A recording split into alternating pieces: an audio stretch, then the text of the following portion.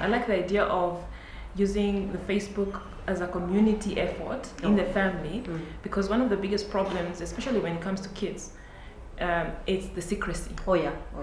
And they are very secretive about their digital spaces. They want, and they're very fast and they're very smart. So they always ahead of you, and they know how to, to clean up their tracks. Oh yeah. So even if they know mom is going to check later, yes, they know how to clear their history. They know how to.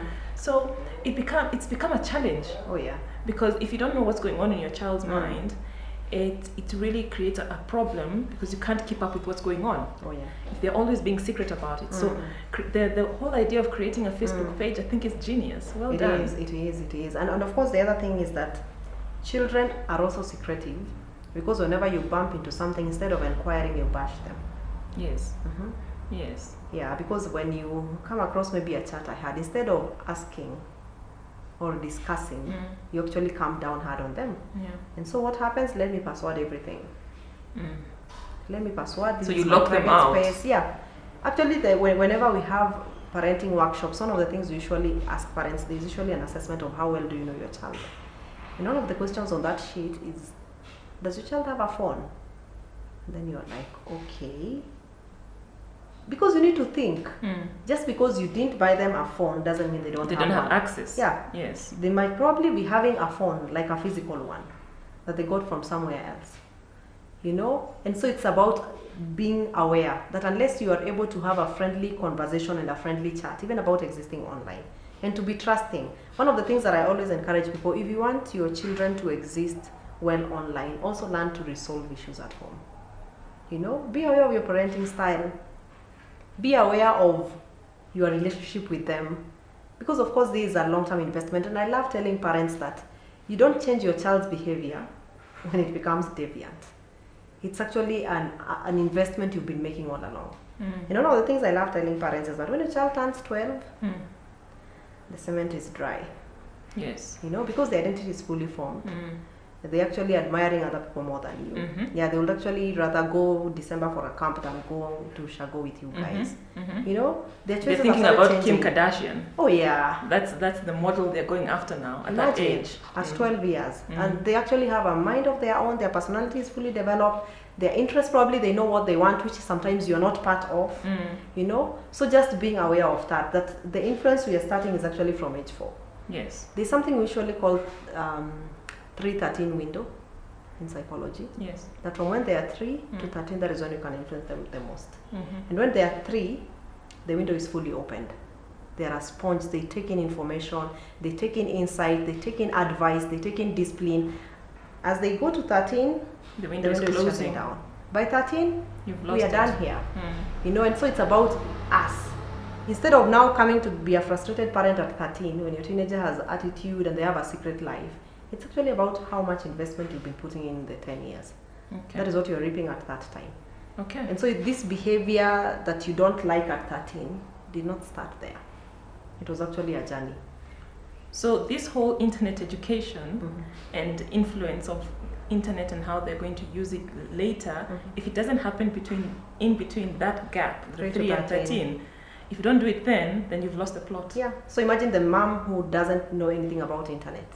At 3, 4, 5, 6, you don't even know where the torch is on your phone. And sometimes they have smartphones, but they don't know the functions that are therein. And usually say, unless you come there and you parent them from where they are, because you don't just parent them from how you are parented, many things have changed.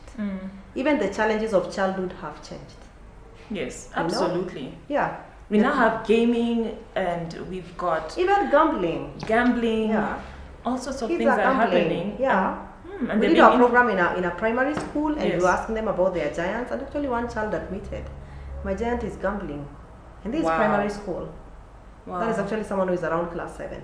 Yes. So you can imagine if they are gambling at 7, they are on Sport Pesa, what will happen to them in 10 years? And probably their mother doesn't know that this child is gambling, and so probably they only notice money disappearing here and there. And they're wondering, okay, what's happening? And of course they will lie flatly, or they will say, I bought a KDF. Do you know KDF? KDF? Yeah. Okay, that is a snack. Is it a snack? That is a snack. Oh, That is a snack that is streetwise. Yeah, Yes. KDF. And Okay. so they will actually keep on lying and getting away with it. What will actually prevent this child from stealing? Yeah, that's Yeah, true. they will steal to gamble. That's Because, true. I mean, they were like this to hit the jackpot. It was 21 million and they were thinking how they will build for you a house and surprise you. You know, and so as they go deeper and you are not aware, because first of all, they gamble with other people's phones. They have even built networks with guys mtaani. And probably this was a boy. And so probably, sometimes in my work, I have been mentoring kids for 12 years. You know, like teenagers and also preteens. And just from case studies, sometimes you realize these children are coming from homes where dads are passive and mom is busy because she's trying to, you know, to hold fort on both ends. Exactly. You know, so when you look at it, this child is actually neglected to some extent. And so they have someone else to influence them. They have other people they admire. And so they go out to them. That is how they're introduced to drugs and of course even to gambling.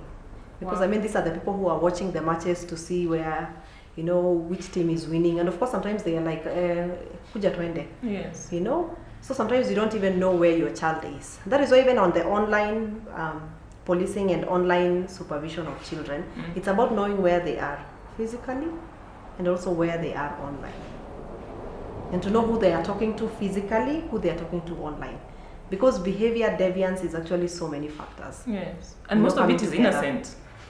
Totally. It's innocent because it's Totally. them fitting in, Mm.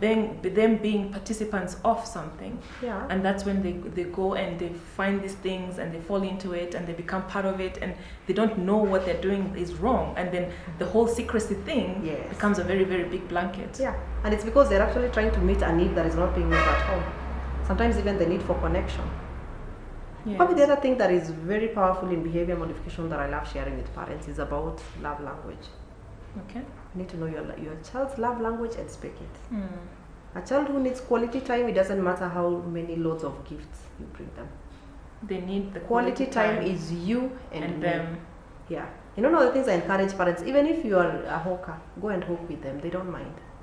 They don't. They You'll just want to actually hang be out with surprised. mom Yeah, and dad. just hang out. Mm. You know, even if you are a conda, let's go for several sports together. Mm. So that you don't say, I never have time. A child who wants quality time, they don't care where you are. They will want to be there with you. That's all that matters. And I think that is sometimes the most neglected child. Because I mean, when you bring bananas home, the gift child is the one whose need has been met. Yes, absolutely. Yeah. And of course, the physical touch one, so long as you are here, you know, just touch me, hug me, pat me. Sit next to me. And children who are physical touch, they would actually know how to get it from you. They'll come and sit on you, jump on you. Somehow they know how to meet their need. But quality time has to be intentional. And then, of course, the words of affirmation, that one you can even do on phone. Yeah, you can call and say, hey, can I talk to Kemani? Yeah, I love you, I believe in you, you're a great guy. On phone, it will still work. But quality time, physical. And a child who is missing out on quality time, they would act up. Because they have to go to someone else that they admire and someone they regard as important to still give them quality time. And that person might be an addict. That person might be a drug peddler. But whatever it takes, I just want someone who values me and someone who wants to hang out with me. Sure. And of course, we have parents who are busy. Even when you are home, the quality time child wants you to put down your phone, talk to me, focus on me. Wow. Paps, I don't think there's so much to cover on this topic. Oh, yeah. It is endless. Oh yeah, it You is know? infinite. Because we're dealing with a very dynamic issue here of human behavior. Yeah. And I think there's like so many facets that this discussion takes